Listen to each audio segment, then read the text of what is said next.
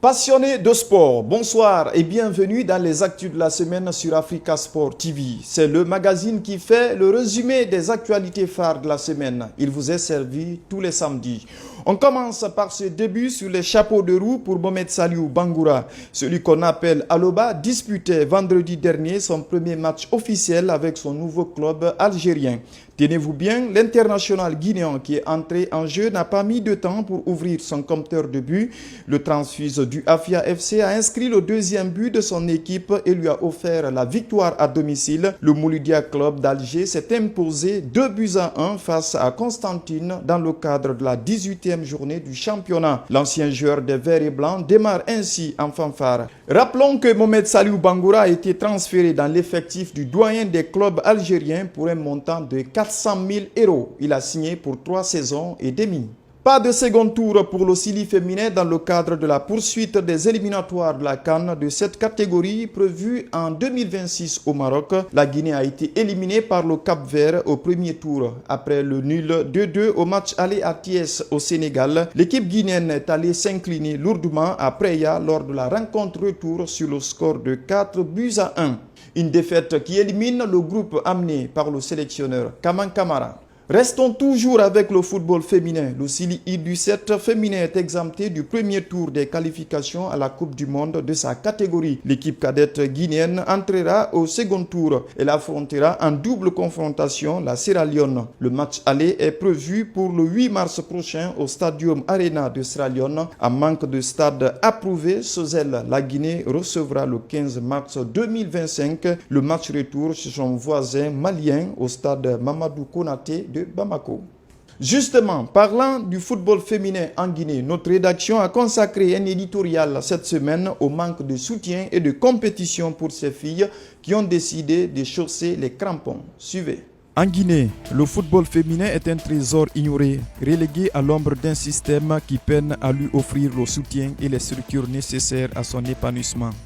Alors que les joueuses continuent de faire preuve de passion et de dévouement, leur discipline est piégée dans un cercle vicieux de manque de compétition régulière, de soutien institutionnel et d'une vision claire pour son avenir.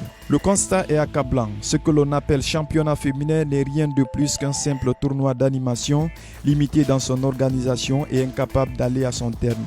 Cette absence de structure compétitive empêche les joueuses d'affûter leur talent et d'acquérir l'expérience nécessaire pour briller sur la scène continentale. Pourtant, malgré ces carences, les équipes féminines guinéennes sont régulièrement engagées dans des compétitions africaines sans y être véritablement préparées.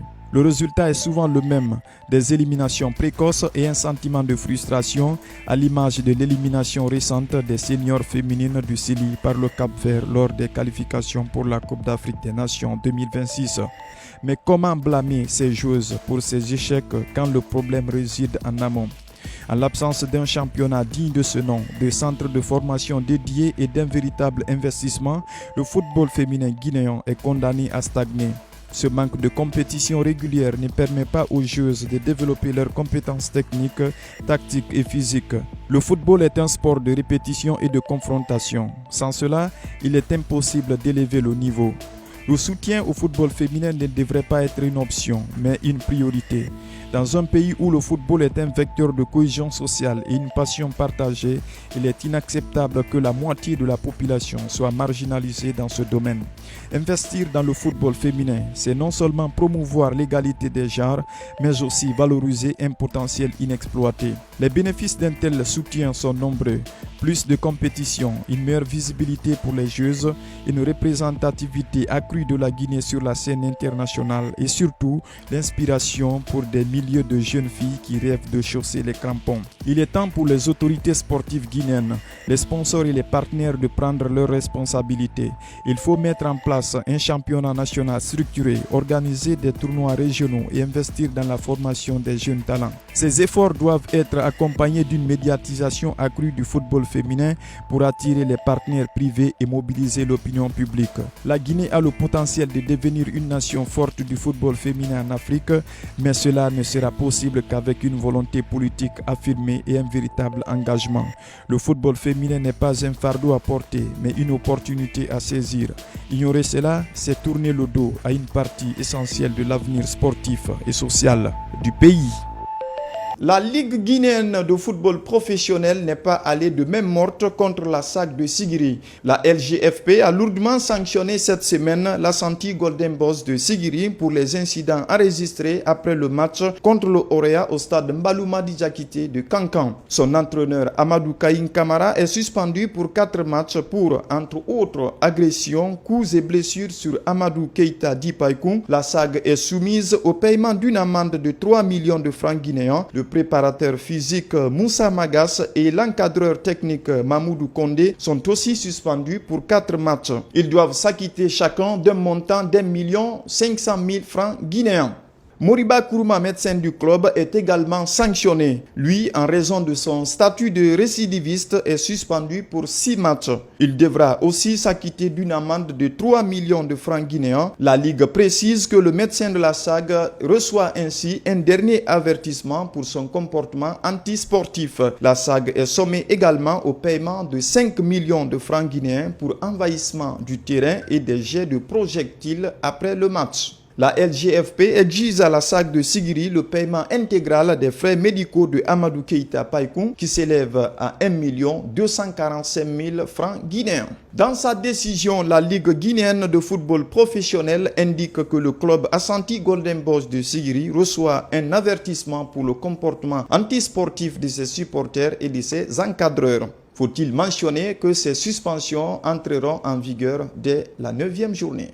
Au Cameroun, John Bosco Nsindo a remporté le ballon d'or local camerounais vendredi dernier. Le milieu offensif de Coton Sport de Garoua a été récompensé par la FECAFOOT lors de la cérémonie de distinction organisée à cet effet à Yaoundé. Il succède ainsi au palmarès du ballon d'or camerounais Emmanuel Maop, vainqueur de la précédente édition. Une initiative à encourager. Aliou Cissé est le nouveau sélectionneur de la Libye. Selon les informations du journaliste Malik Traoré via sa page Facebook, le désormais ancien sélectionneur du Sénégal, avec lequel il a remporté la CAN 2021 au Cameroun, s'est engagé avec les Chevaliers de la Méditerranée jusqu'en juin 2027.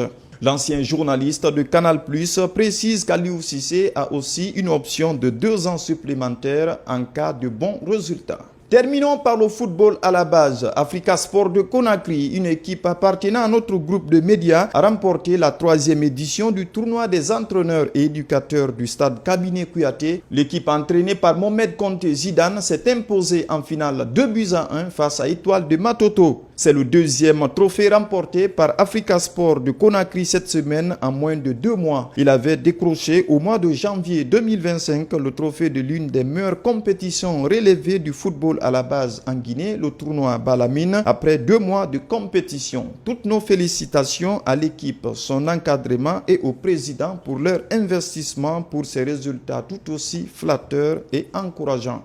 Bonne chance pour la suite. C'est la fin de ce magazine que nous appelons chez nous les actus de la semaine. Merci à vous de l'avoir suivi. Merci également à notre équipe technique pour son précieux accompagnement. On se donne rendez-vous la semaine prochaine pour un nouveau tour d'horizon sportif. Mais d'ici là, continuez de nous suivre sur nos réseaux sociaux et à lire nos actualités sur le site www.africasport.org. Merci et à très bientôt.